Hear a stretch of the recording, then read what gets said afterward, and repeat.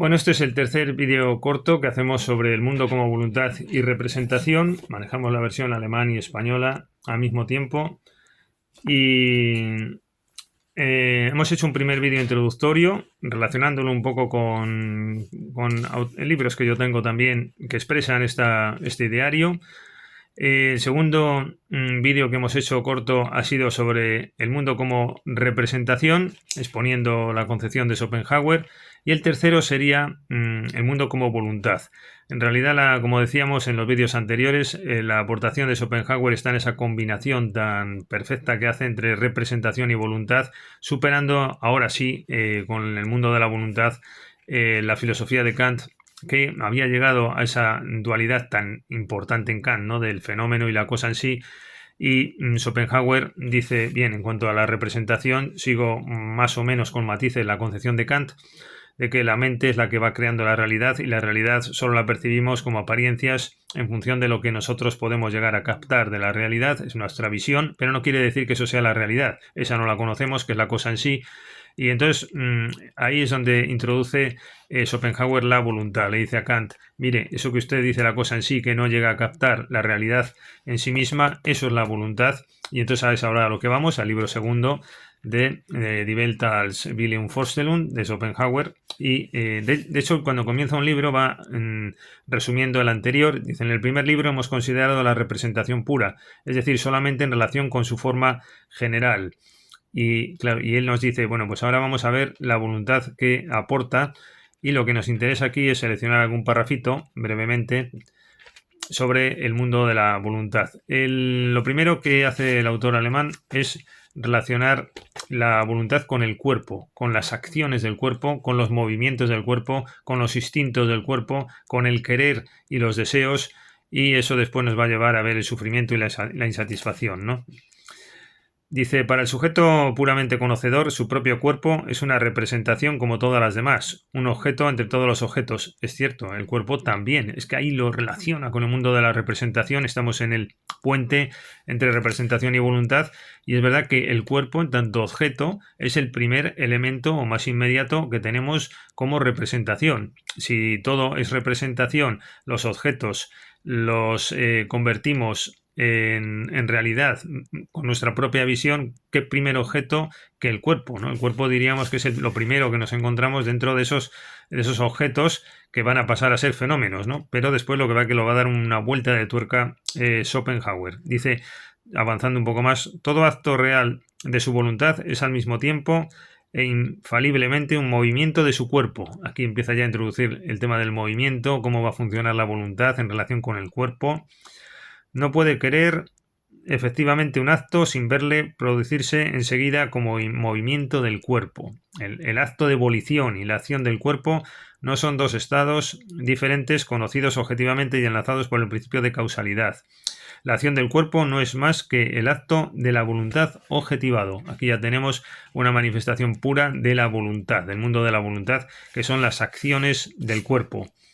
La voluntad es el conocimiento a priori del cuerpo, es decir, cómo relaciona en primer lugar el cuerpo dentro del mundo de la voluntad, que también ha dicho que es parte de la representación, como acabamos de decir, pero cómo está metiendo ya aquí la voluntad. Sigue diciendo,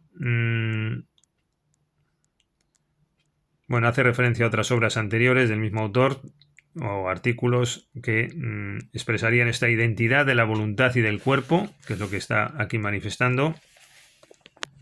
Vuelve a incidir en el cuerpo en el contexto de la representación. Dice, si en el primer libro, no sin resistirnos a ello en nuestro fuero interno, hemos consentido en considerar a nuestro propio cuerpo de igual manera que a todos los demás objetos del mundo visible, como una pura representación del sujeto conociente, vemos ahora con claridad lo que en la conciencia de cada uno distingue la representación de su cuerpo de la de otros objetos, que es, por otra parte, semejante a aquella en todo lo demás. La diferencia consiste en que el cuerpo puede ser conocido además de otra manera diferente y expresada por la palabra voluntad. Ahí está la cuestión, como ese puente entre representación y voluntad a través del cuerpo. Darse cuenta de si los objetos conocidos por el individuo solamente como representaciones son, sin embargo, de igual manera que su propio cuerpo, fenómenos de la voluntad. Tal es como el libro primero, hemos manifestado el verdadero sentido de la cuestión sobre la realidad del mundo exterior. Bueno, cuerpo como objeto más en el mundo de la representación, pero como va introduciendo los elementos de voluntad. En el parágrafo 20 de este libro segundo, del mundo como voluntad, se dice: como hemos dicho, las primeras manifestaciones de la voluntad, como esencia del cuerpo en sí, cuando se le considera de otro modo que bajo el aspecto del objeto intuitivo de representación, consisten en los movimientos voluntarios de este cuerpo, los movimientos del cuerpo como aspecto puramente volitivo, como mundo, como voluntad, en el sentido de que no son más que la visibilidad de los actos aislados de voluntad. Aquí ya estamos en el mundo de la voluntad plenamente. Estos movimientos coinciden inmediatamente y de manera absoluta con tales actos, bueno, etcétera, etcétera. Los actos de voluntad tienen además otro principio, los motivos, el motivo tal, el motivo cual, puesto que cada acción de mi cuerpo es la manifestación de un acto de voluntad. Ya estamos en el mundo como voluntad de lleno, en el cual, dados los motivos, mi voluntad general en su conjunto, es decir, mi carácter, es lo que se pronuncia. Síguese de ahí que, a su vez, la manifestación de la voluntad debe ser condición necesaria y previa de toda acción del cuerpo. Toda acción del cuerpo está motivada por la voluntad. No, todo mi cuerpo no puede ser otra cosa que voluntad. Aquí introduce el elemento de la fisiología, entramos en los fundamentos, esto es como en el derecho, cuando expones tu tesis y después tienes que fundamentar, ¿no? Pues aquí hace lo mismo Schopenhauer. En el parágrafo 21 del libro segundo se explica muy bien la voluntad y la representación, esa combinación de ambos mundos, porque no son mundos separados como vemos, la voluntad está intrínsecamente relacionada con la representación. Dice, la voluntad, es un poco difícil de leer, pero dice, a ver si a la primera lo captamos, la voluntad, el objeto más inmediato de su conciencia, es lo que constituye la esencia íntima de su propio fenómeno, del fenómeno, es decir, lo que es captable por la mente y lo que existe para nosotros en nuestra manera de representación, manifestándose como representación, de hecho así lo dice, así en sus actos como en el substratum permanente, el cuerpo. Si nos hemos dado cuenta de que la voluntad no corresponde, sin embargo, completamente a ese modo del conocimiento en que el objeto y el sujeto se encuentran uno frente a otro. Bueno, está interrelacionando voluntad con representación. Bueno, y por fin llegamos aquí. Reflexionando sobre todos estos hechos, es como llegamos a la cosa en sí. Aquí está la cuestión.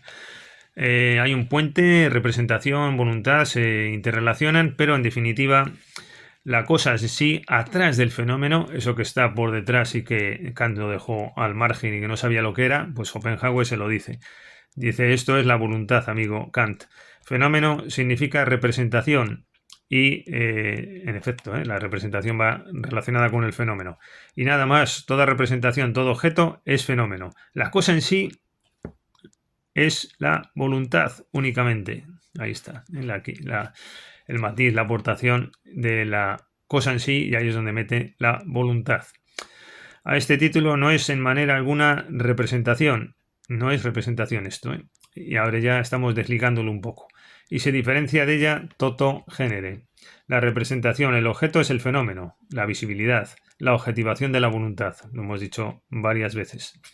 A esta cosa en sí conservaremos la expresión de Kant como fórmula consagrada, que en calidad de tal no es del todo un objeto, puesto que todo objeto es un fenómeno y no la cosa misma. A esta cosa en sí, cuando se la quiere estudiar objetivamente, hay que aplicarle un nombre. Fíjate, hay que aplicarle un nombre. Kant, usted lo dejó esto indescifrable, yo se lo voy a descifrar, y una noción de alguna cosa objetivamente dada, o sea, de alguno de sus fenómenos. Y eso es la voluntad humana. Viene a decirnos algo que está en nosotros mismos. Sigue definiendo aquí qué es la voluntad, con un discurso muy bonito, la verdad, muy interesante. Lo relaciona de nuevo con Kant. Introduce el concepto de intuición, y aquí tengo otro de los subrayados importantes, vamos a verlo. Yo creo que esto es muy expresivo de todo lo que hemos venido diciendo, este párrafo en efecto, en la página 118 de esta edición en español del libro segundo. Dice, bueno, lo que va a decir es esto, que una cosa es el fenómeno, la representación, y que eso otro de la cosa en sí es la voluntad, es la idea. Pero bueno, voy a leer, pero lo digo porque a veces las lecturas son tan farragosas que puede quedar un poco mal, pero vamos a intentar que se capte. Para que los objetos percibidos bajo tales formas no sean vanos fantasmas, Para que tengan algún sentido, es necesario que lo que signifiquen y expresen no sea un objeto como ellos, no sea algo relativo y condicionado por el sujeto, es decir, una representación, sino una cosa en sí.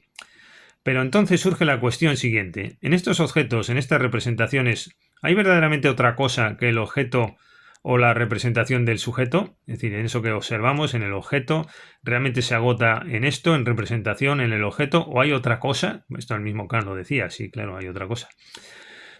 Dice, ¿y qué es en caso afirmativo esa cosa? Claro, está partiendo de que la pregunta que hacía antes solo puede ser afirmativa porque el propio Kant respondía en forma afirmativa, ¿no? En efecto, hay otra cosa aparte de ese objeto. Y entonces lo que dice Schopenhauer es, ¿y qué es en su caso esa cosa?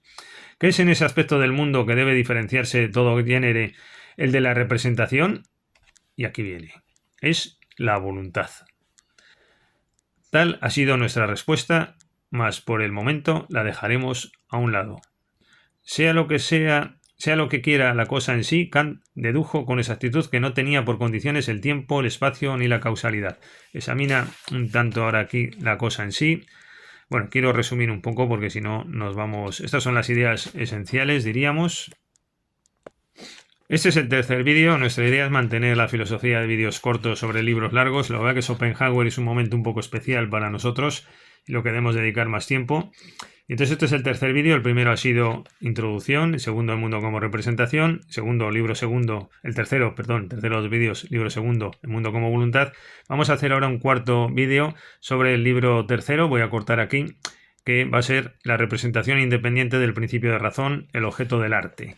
Quizás lo más interesante de Schopenhauer. Pues cortamos aquí y vamos a un cuarto vídeo del mundo como voluntad y representación.